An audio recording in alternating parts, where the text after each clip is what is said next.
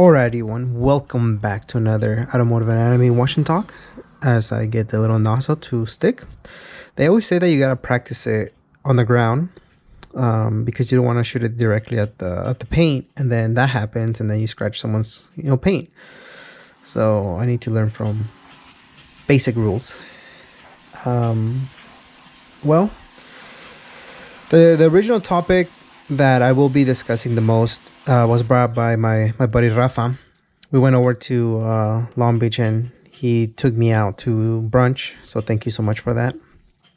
And he had on Instagram sent me a DM because I just asked what topic would you guys want to hear talk of, have a discussion about. And the one that he brought up was living under your means, living less than your what you make. And at the same time, today is January 3rd. So yesterday, January 2nd, the Hoonigans posted on their Instagram that Ken Block had passed away. So rest in peace to Mr. Block. And it brings up the conversation that Ralph and I had at the over brunch, where after discussing it with him, I didn't know he was that big of a nerd like me when it comes to budgeting and numbers. But I've told you guys this on the Watch and Talks before and some walkthroughs. I am a big planner. I love to plan. I love to think what's next. I love to lay out a certain item on hand that I want to pursue, that I want to continue to achieve for. And but in the back of my head, I'm very well aware that life is unpredictable. But like I told Ralph, and I've had discussions with my mom, I've discussions with different people. I still like being like this. I still like planning. I still like trying to be ready, prepared for anything that comes at me. And the reality is that I know that I'm not going to be prepared for every little thing that comes at me. I like to think that I want to be as prepared. And it goes back to when someone budgets, when someone is trying to live under their means, to me on a personal level, it says, okay, I'm conscious that I need to be aware that I need to be aware of how much I'm spending, how much is coming in, because what kind of life I want to have. It's important to me. And I think that when you do that, you're actually giving yourself the freedom to be able to spend more on meaningful things. So some people don't have budget. Some people like to spend on everything, and they spend before they even get. I was there. I'm not gonna lie. Back especially in my college days, I was there. I would spend the money as much as I could get, and then knowing that by certain day I was gonna get money back.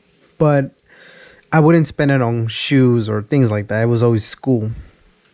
And now that I'm quote unquote an adult with better income, I don't like to do that. I always tell my wife, the reason why you and I need to be good with our money is because you just never know. You don't know once you walk out the door if you're gonna be coming back. And I'm for sure not trying to project that out in the future. I'm not trying to put that energy out there. But the reality is that that's the reality. That's the reason I don't watch the news, because every day there's a breaking news. Every single day there's breaking news. And not that it's not important to know what's going on, but the reality is that you can't control 90% of the stuff that goes around you. So I like to focus on the things that I can control. And the things that I can control are, my health, my income, my friendships, my mental state, my goal setting, right? Those are the things that I can't control, my immediate things. And so I feel that by having a budget, it allows me to have more freedom. Other people may see it as restrictive, but it allows me to have more freedom in my in that sense. And I've heard that from different people where they structure their day, and they're like, some people may look at it like, oh, it's so hard to structure a day. You write down every single thing that you have to do during the day, blah blah blah. And what they share is, no, it gives me that sense of, okay, I know where I need to be. I know that I need to tackle X, Y, and Z. And if I don't get to every single thing, it's okay. It's not the end of the world, but I need to make sure that I make it up somehow. And that to me is a budget. That to me means living on less than what I make. Um, it, you could give me the other side of, well, you only live once and you don't know where you're gonna die, so why even bother? Why even worry too much? And that's a legitimate point. There's people that live like that, and I again, I think we're all different. We're all wired differently, and I think all of us have different backgrounds that shape our minds, right? Shape our way of thinking. And for me, I think just growing up, I've always heard my mom or family members say, hey, what's the best bang for the buck? Or, we don't have that much money, or what can we do? Oh, because we don't have money. Or how much does it cost? Like, it's always, how much does it cost? So whether I want that or not, I grew up like that. I grew up thinking, okay, how much does this cost? How much can, and it affects you, whether it's in a positive or negative. I don't know. Some people may say, well, I grew up, I never had anything I ever wanted. So now I'm going to indulge. Now I'm going to be able to do that. And that's fine. But I'm choosing the other way, which is, look, I know I'm only here for a short time because life is really short. It goes fast, but it's short. And what I mean by that, I'm 31. I think the average life expectancy is 80 or 75. And I just had a discussion with my wife a couple of days ago. I said, hey, like, super random too. I don't know what she was talking about. I'm like, hey, like, if I pass away, like, I wouldn't want anybody to feel bad about me. And she's like, what do you mean? I'm like, I would want people to know that I love what I've accomplished. One thing though, I do feel like I am not accomplishing enough. I know I can do much bigger things. I know I can help the world in better ways. And she's like, okay, what do you mean? I'm like, from where I come from, where my family comes from, we don't come from the most poverty places in the world. Now, of course, if I show you where we come from, you'll be like, damn, dude, you were poor. But there was levels, because we got to see, and by we, my brothers, my mom, we got to see real poverty. Some of my classmates back in Mexico, I went to school there from, kindergarten to third grade. And there was this specific community where those kids, their skin was always dry because they didn't use lotion. We had lotion. They went to school barefoot. We had shoes. They were very, very humble. And that's when man, there's levels of poverty. And I remember that. I remember thinking, we were the ones that, my brother and I, we had to walk about, kid you guys not, I hate to be that old grandpa. I used to walk 10 miles uphill barefooted, over snow. But no, we walked, man, I wouldn't be able to tell you guys, but let's go with 2.5 miles. I think that's a fair estimate. Half of it was concrete, the other half was all dirt. Where the dirt started, that's where we were the family that lived the farthest, and especially since we walked. And in Mexico, they have Despertino and Matutino, which is, the morning classes and then the afternoon classes. I don't know how it is where you're at. But we would go to school at 2 p.m. to 6:30 p.m., something like that. And then during the time change, we would leave when it was dark. And so obviously my grandma at the time, we were living with my grandma, my mom was over here. We couldn't, we didn't have a car, so we would walk it. And I think we'd get home about 7:38. So I can't remember how long it would take us. But the idea is that, we grew up like that. We had 2 pairs of shoes, one for church and hanging out, and the other one for church/school, and the other one was just for at the house. But that's something that my grandma always reminded us, like, hey, you guys have shoes, so be grateful for that. So before you want to tell me that you don't have that many shoes, is because, we have to take care of other stuff, but you have shoes. And She's always been super she was super good with her hands, so she would embroider some of her school's uniforms, so we would get it much cheaper. um, and so all those little things that she showed us how to be resourceful, right? She showed us, hey, this is, we don't throw away, we don't waste food. Again, to somebody it might be like, yeah, growing up I didn't have the food I wanted, so I'm just gonna go and splurge, and that's fine. Again, that's not the way my brain works. I went the opposite way, where I was like, okay, cool, I don't ever want my kids or my family to feel that way, where, hey, we don't have money, so we're not gonna enjoy a pizza. But I also don't want them to ever think that, to forget, like, no, no, this takes time. As Ralph and I were discussing it, you were all exchanging time for money, and so money for blank. So, let's say this BMW cost me $3,000, and how much time does it take me to get $3,000, right? If my sweater cost me $50, how long did it take me to spend working away from family or whatever I was doing to get me $50, right? We're all exchanging something. So I for sure don't want my family to think that, oh yeah, it's cool, no worries, just spend away, because growing up you didn't have that, or because growing up I didn't have that. And that's a discussion that I was also having with Francisco Mata. I said, part of, I believe, making sure that the next generation is much better is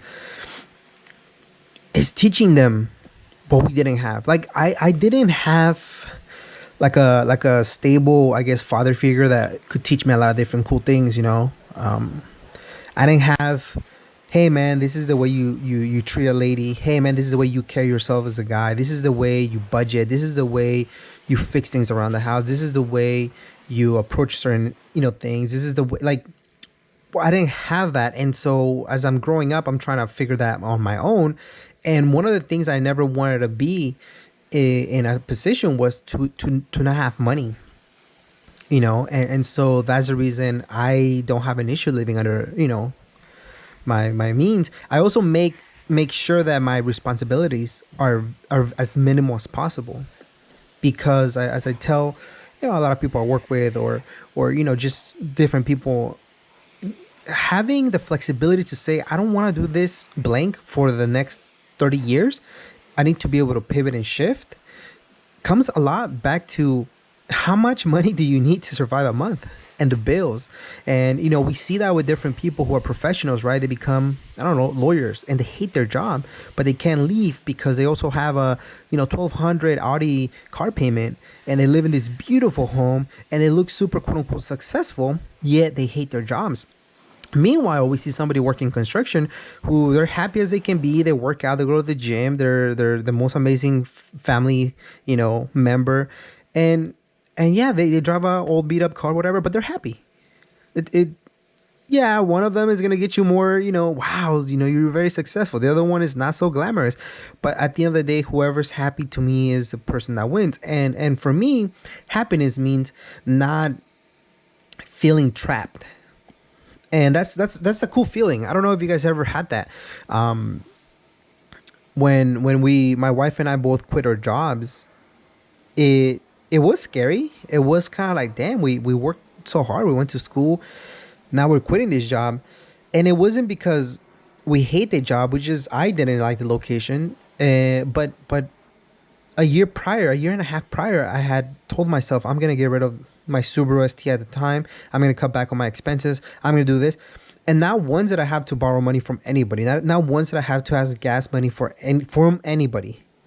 That's always been my thing. I'm never gonna put myself in a situation where I need to ask people for money. Let me get rid of financially, wheels and all these stupid things that I bought, because they are stupid. At the end of the day, health is the most important thing, and the one important thing. After that, everything else is secondary. Health and family, that's it. Everything else to me, cars, whatever, vacations, that to me is secondary. But that's the way I am. I am willing to get rid of a million and one things if I really need the money, before I say, hey, let me do a GoFundMe. And if you've ever done a GoFundMe, please don't take it disrespectful that I'm bashing on you, or that I'm trying to be disrespectful. But I like to believe that at least let me take care of my ability to get rid of as many things as possible before I go ahead and ask for help. Nothing wrong with asking for help, but let me make sure that I can show people and say, look, I did the most I could. I got rid of everything, but I actually do need help. And that's one of the most powerful scenes in the movie. I don't know if you guys ever seen Cinderella Man. I love, love, love that movie. It's about this boxing guy, and he hits these hard times where he goes back to a room of, the people that work in the boxing organization, and he puts out his hat, and he's in essence begging for money. And one of the lines that he says, I wouldn't be here if I hadn't tried everything. And that's kind of where I'm at. My mentality is that nothing wrong with asking for help, but please make sure that you do the best that you can to ensure that you don't have to get to that point.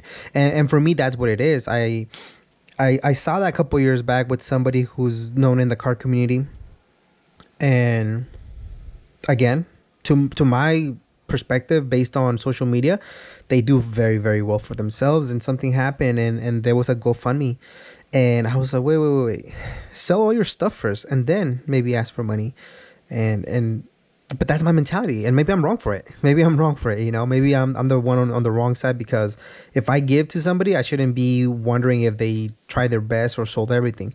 I think that most of us are observing, and most of us can see, like, man, that person lives life to the fullest while I'm here working. That's interesting. Or that person keeps buying more car parts while I'm here trying to save my bills. And yet you see those same individuals who are asking for money, or they're, something happens in their life, and the first thing they want to do is do a GoFundMe, or, makes me wonder. I think a lot of us are just living on this fake social media life where, if any of you guys were to see, like, whoa, this, Gus is growing, the YouTube channel is going amazing. Like, he's gonna start modifying the E30. He's gonna do X, Y, and Z. Nah. Could I have bought coilovers a long time ago? Yeah. Do I want to? Sure, but it's not the right moment. Could I fix X, Y, and Z? Yeah, I could do all that. It's not the right moment. Well, what is the right moment for? What if you died tomorrow? You're right. What if I died tomorrow? What if? Well, I mean, at least you guys will know, at least the people that watch the Watch and Talk, that I strive to be a good person. I strive to be in a better situation, because I am in a much better situation than I was 5 years ago, than I was 10 years ago, than I was 15 years ago, than I was 20 years ago. It does not mean that life cannot give me a left curve, a curveball, and things happen. And that's the reason I also had that discussion with Mata. I said, hey man, like, there's a lot of public assistance. I'm okay with it. That's why I live in California. Some people dislike it. Some people will disagree with me. Be like, wow, dude, I don't know. Life gives you lemons. And right now I'm washing my car. And tomorrow, I don't know. I may need to go get an EBT card. I will hope that those programs are there. I've been putting money into those, right? Or taxes. But my mentality is I don't hope to be in that system forever. I hope to utilize it until I don't need it, and then be able to get out of there, because that's my mentality. And so it's so, this entire thing that's going on in the world, I just think life is beautiful, and it's very enjoyable. I believe that, back in the day when they revolutionized everything became our warehouses, and the industrial revolution, as they call it, and the cars became a thing, and it's a great time. It's capitalism, no problem. But I also think that we lost a lot of that slow pace type of lifestyle. And then early 2000s, when social media came in, I think it's wonderful, but at the same time, we lost a lot of that slow pace lifestyle. And now with social media, I think what it's allowing us to see is that people are creating things at a rapid speed, and you're having that fear of missing out. And that, again, goes back, it intertwines with your finances, it intertwines with your relationships with people, it intertwines with your relationship with yourself. I caught myself doing that. I saw this video of this YouTuber. I mean, I don't watch that much YouTube, like bigger ones, for that same reason. And it was crazy because I just saw one video, and he was discussing his plans for this upcoming year, and man, he was showing all his cars. I was like, what the heck? Like, does he make that much money? Like, how do you do that? I'm just like, that's a lot of money in cars and cool stuff. And at some point, I'm like, you're not even enjoying one of them because now you're like, okay, let's move into the next project, and constantly asking like, what do you guys want to see, guys? What do you guys want to see? And I'm like,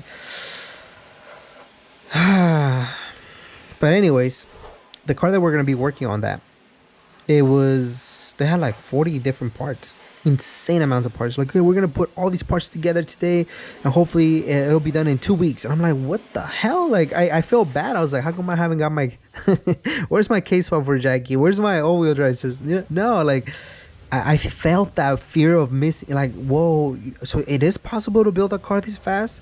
And then I quickly reminded myself, guys, you don't know their circumstances, you don't know their finances.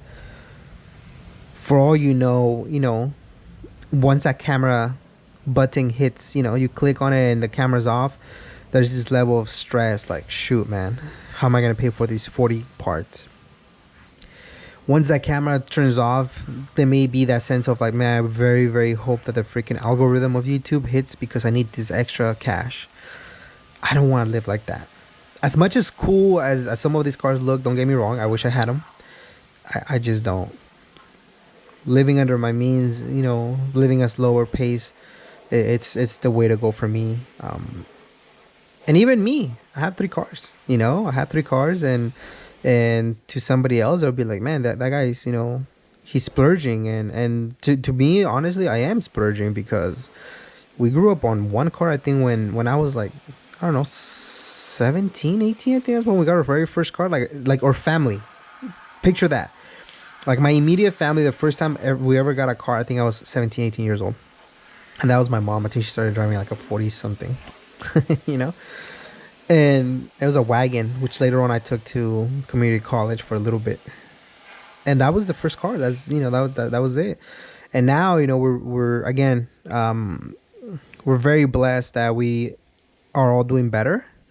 But then again, it's because of the sacrifices that, my mom made, and the sacrifices that her mom made, and things like that. It goes. And so I hope that my kid or my siblings or my whoever or my kids or whoever, right? I hope they have it better, but I don't want it easy for them. I want them to understand the value of work. I want them to understand the power and the freedom that comes with the budget, the power of thinking for the future, the power of experiences instead of materialism. Those are the things to me that are more valuable. And those are the things I guess I was missing as a teenager. And that's the reason why I lacked a lot of self-esteem in high school. I wanted to fit in. I wanted to be part of the cool group. And in this case, the cool group was, they're the gangbangers or, people that had a certain look to them. That was the cool group. I wanted to be part of them. Now looking back, man, if I could do high school over again, I would do them so different, But hey, would have, should have, could have. The point is continuing to grow as an individual. And so, one of the things that I did, which I always do at the beginning of the year, is creating like a goals and manifestation poster. And so one of them is audiobooks. I'm aiming to hit a specific number of audiobooks, which is 50. I listen to a lot of podcasts, but audiobooks, I do listen to a lot of them, but I don't think I finished them. And so I'm already on my second one. I reached out to a couple buddies that I like their mindset. I like how they carry themselves, and I know how they read. So my buddy Alan from Fitted Dough and my buddy Ralph from a Core Collective, they both sent me some book recommendations. I am hoping I find them on audiobooks because I'm not the biggest of readers. But if that's the only way I have to get that information, then I'll go ahead and do that. I don't mind it. But like even then, while I'm watching the car, I'm listening to maybe a podcast or something, and it's just calming. I love washing my car. It's just super calming.